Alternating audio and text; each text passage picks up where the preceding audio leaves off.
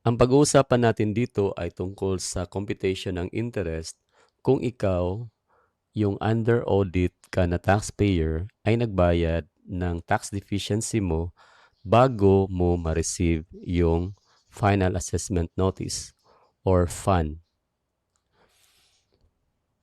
Now, ito yung tandaan natin.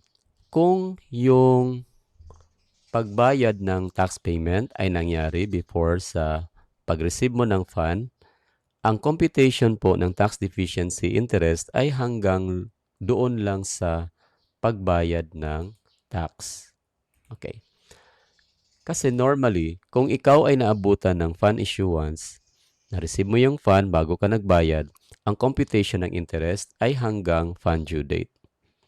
Now, always nating tandaan na ang pag-count ng interest sa computation, kasi based yan sa number of days, over 365 days in a year, ay magsisimula yan doon sa deadline ng filing ng tax return.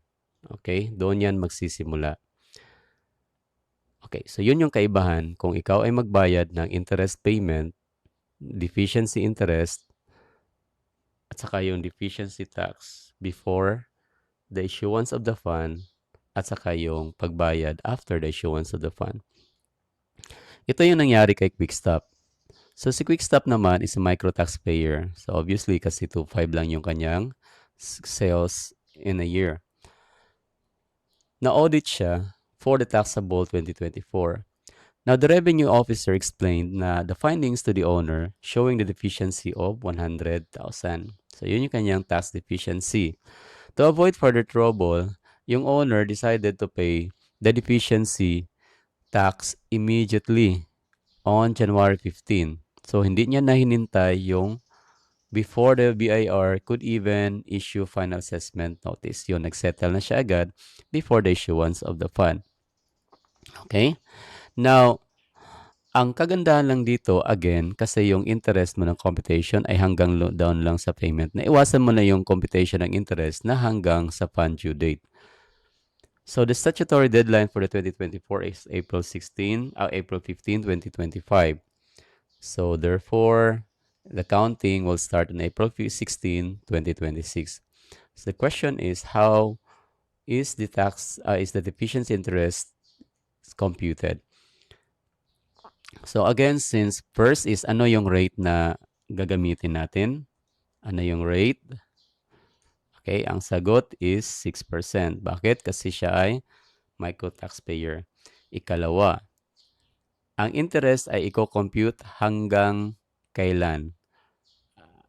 At kailan magsisimula? So mag-start siya January 16, 2025.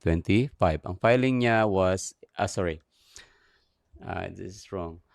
April 16, 2025. Ang filing niya, statutory deadline was April 15, 2020, 2025. Okay. So mag-start siya April 16, 2025. Dito naman sa hanggang kailan magko-compute ng interest.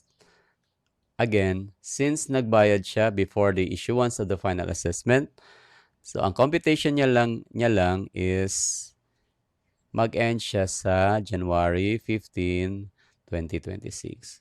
So, ganun. Hanggang doon yung pagko-compute. So, therefore, ang pasok lang dito sa na answers among the choices, na answer is only B. Okay? So, yun yung explanation. Ngayon, i-twist natin konti yung ating tanong. What if, paano kung si BIR had already issued fund? So, in this case, naabutan na si owner sa pagbayad ng fund ng final assessment notice. Ang due date kasi ng pagbayad doon is February 28, 2026. So, sinabi ko na kanina na pag ikaw ay nagbayad after na ma-receive mo yung fund, ang computation ng interest mo ay hanggang due date. Okay.